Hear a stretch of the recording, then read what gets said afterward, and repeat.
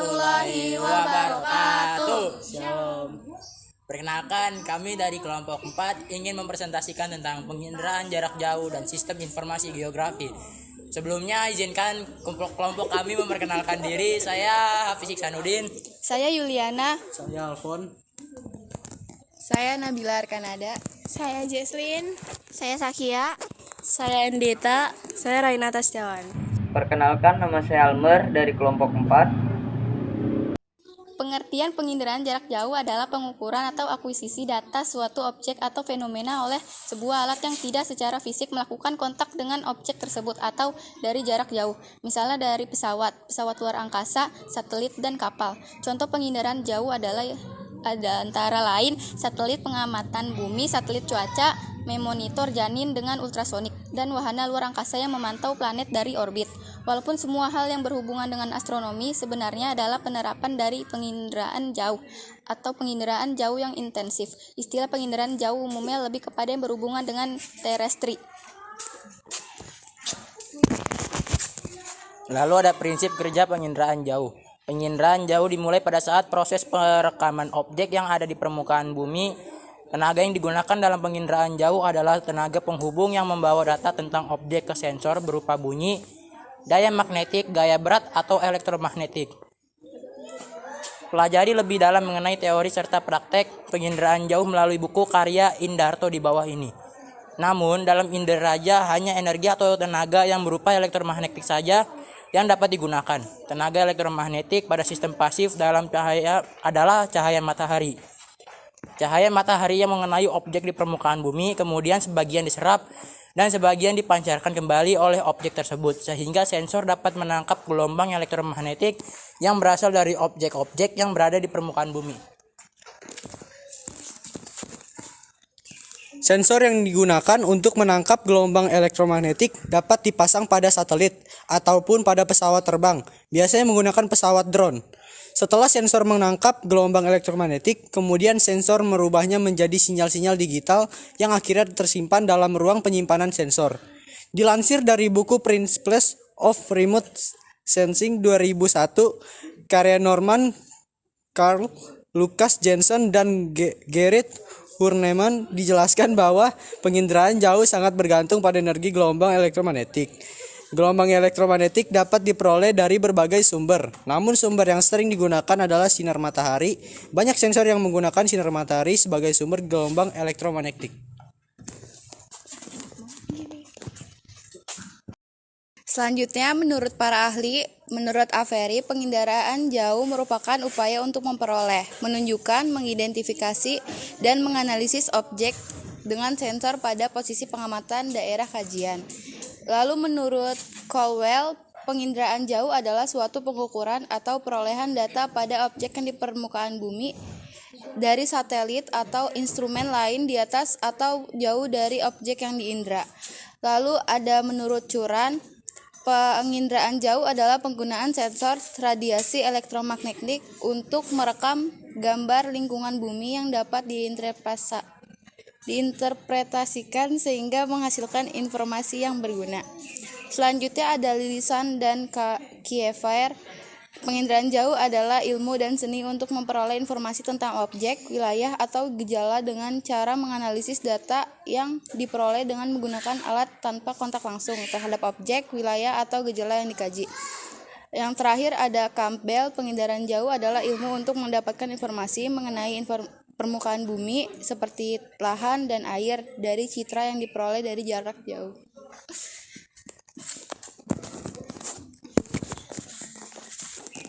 Lalu ada citra penginderaan jarak jauh. Citra dapat berupa citra digital ataupun citra konvensional. Citra sendiri merupakan gambaran objek yang terlihat pada lensa kamera atau lensa cetakan. Jenis citra ada dua, yaitu citra foto dan citra non-foto. Citra foto adalah citra yang dihasilkan oleh sensor kamera. Misalnya, foto kawasan desa yang tertangkap oleh sensor di satelit, terus foto desa tersebut terlihat dari langit. Lalu ada citra penginderaan jarak jauh, sementara citra non-foto adalah citra yang dihasilkan oleh sensor selain kamera, seperti sensor infrared yang bisa membaca temperatur di setiap wilayah. Hal penting yang perlu kamu pahami mengenai citra ini adalah karena Energi elektromagnetik yang memantul dari objek pasti melewati atmosfer dulu. Pantulan elektromagnetik tersebut bisa saja terganggu sama awan, debu, atau partikel lainnya yang ada di atmosfer. Makanya hasil tangkapan sensor harus diolah dulu saat citranya sudah sampai di stasiun yang ada di bumi, biar kualitasnya bisa diperbaiki atau dikoreksi dulu. Berikut ini adalah contoh-contoh citra non-foto berdasarkan spektrum elektromagnetik. Citra inframerah termal, citra yang dibuat dengan gelombang inframerah termal. Penginderaan atau pengenalan karakteristik objek didasarkan pada perbedaan rona atau warna apabila citra tersebut berwarna. Perbedaan rona menunjukkan adanya perbedaan suhu dan daya pancar objek. Lalu ada citra radar dan citra gelombang mikro adalah citra yang dibuat dengan gelombang radio. Citra radar menggunakan sumber tenaga buatan seperti penyinaran pada objek. Citra gelombang mikro menggunakan sumber tenaga alam. Lalu ada manfaat dan fungsi. Manfaat penginderaan jauh sangat penting untuk kita pelajari. Manfaatnya kita dapat memahami keadaan suatu wilayah secara detail tanpa perlu kontak langsung kepada objek. Kita juga dapat mengkaji keberadaan suatu wilayah secara mendalam melalui pengumpulan data yang telah dilakukan.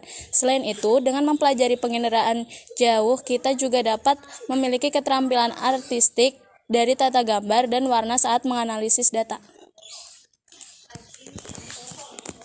Untuk kesimpulan, ada penginderaan jauh adalah ilmu dan seni untuk memperoleh informasi tentang objek, wilayah, atau gejala dengan cara menganalisis data yang diperoleh dengan menggunakan alat tanpa kontak langsung terhadap objek, wilayah, atau gejala yang dikaji. Selanjutnya, kelompok kami akan membahas tentang sistem informasi geografi. Pengertian sistem informasi geografi. Berikut ini beberapa pengertian sistem informasi geografis lainnya menurut para ahli. Sistem informasi geografis atau SIG adalah suatu sistem yang bertugas menyajikan, mengumpulkan suatu data atau informasi terkait geografi. Menurut Murray, pada tahun 1999 mengungkapkan sistem informasi geografis atau SIG sebagai suatu sistem informasi yang digunakan untuk menyimpan, memasukkan, memanggil kembali, mengolah, menganalisis, hingga menghasilkan data dengan referensi geografis atau data geospatial. Tujuannya mendukung pengambilan keputusan dalam pengelolaan dan perencanaan penggunaan lahan, lingkungan, transportasi, fasilitas kota, sumber daya alam, dan pelayanan umum lainnya.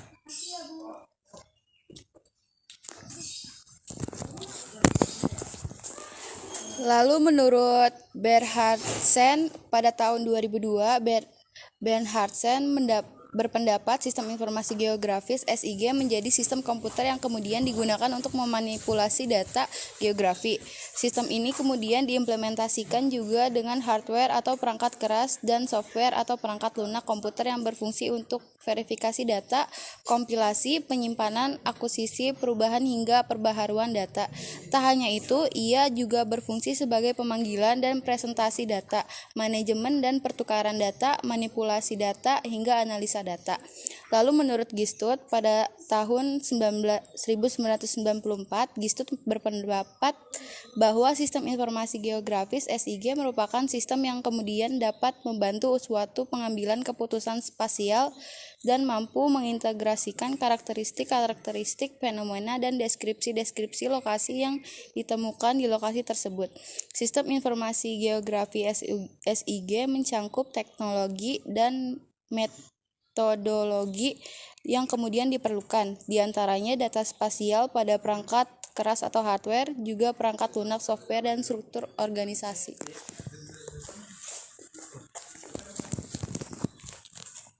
Selanjutnya ada komponen-komponen SIG.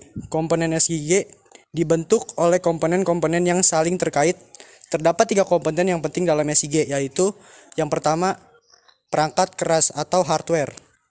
CPU, yaitu terdiri dari CPU atau Central Processing Unit, perangkat utama komputer untuk memproses semua instruksi dan program. Selanjutnya ada VDU, Visual Display Unit, komponen yang digunakan sebagai layar monitor untuk menampilkan hasil pemroses CPU.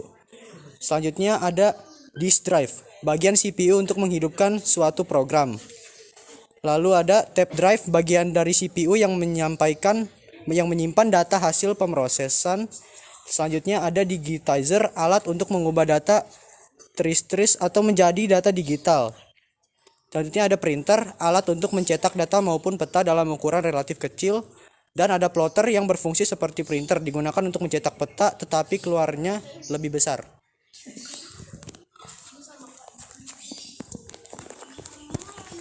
Yang kedua ada perangkat lunak atau software. Perangkat lunak atau software yaitu komponen SIG yang berupa program-program pendukung kerja SIG seperti input data, proses data, dan output data. Contoh perangkat lunak dari SIG adalah program kerja seperti QGIS, ArcView, dan ArcGIS. 3. Menurut user atau brainware, manusia sebagai pengguna atau brainware yaitu pelaksana yang bertanggung jawab dalam pengumpulan, proses, analisis, dan publikasi data geografis. Komponen brainware lah yang mengolah data hasil lapangan untuk selanjutnya diproses atau didigitasi menjadi sebuah peta yang dapat digunakan untuk keperluan tertentu sesuai dengan fungsinya.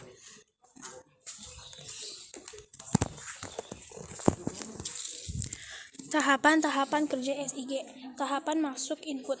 Tahapan pertama dalam tahapan kerja SIG adalah tahapan masukkan input. Tahapan input ini terdiri dari sumber data dan proses memasukkan data. A. Sumber data. Data peta biasanya sudah dalam bentuk peta digital. Ada data spesial sungai, jalan, tata guna lahan, dan lain sebagainya. Kalian tinggal input saja sesuai dengan keperluan pembuatan. B. Proses pemasukan data. Data spasial. Data spasial adalah data atau informasi yang memiliki referensi atau koordinat geografis. Cara memasukkan data spasial ke dalam sistem SIG ini dapat dilakukan dengan dua cara, yaitu digitasi dan penyiaman atau scanning. Data kualitatif adalah data hasil pengamatan yang dinyatakan dalam bentuk deskriptif yang diperoleh dari pengisian angket, wawancara, dan tanya jawab. Data kualitatif contohnya peta tata guna lahan, seperti data pemukiman, sawah, kawasan industri, tegalan, dan lain sebagainya. Sedangkan data kuantitatif adalah data hasil pengamatan yang dinyatakan dalam bilangan. Data kuantitatif berfungsi untuk memperlihatkan perbedaan nilai objek.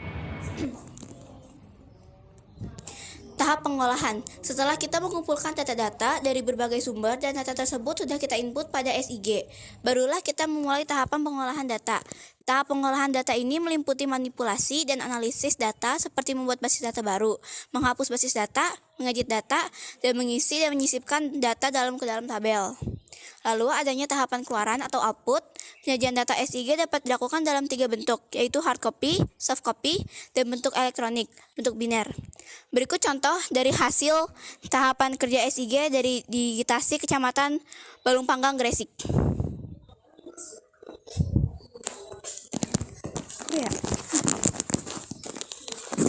Analisis klasifikasi. Analisis klasifikasi adalah suatu proses mengelompokkan data ke ruangan atau spasial.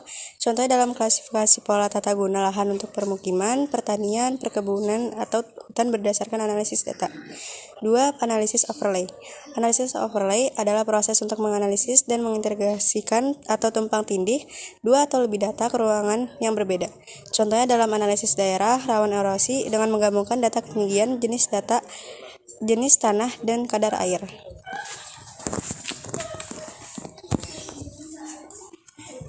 Lalu ada tujuan SIG. 1. Memudahkan kita dalam mencari informasi terkait suatu lokasi tertentu. 2. Membantu menganalisis data-data geografi. Data yang dimaksudkan adalah data spasial. SIG membantu dalam memperoleh, menyimpan, menganalisa, dan mengelola data yang terkait dengan atribut yang mana secara spasial.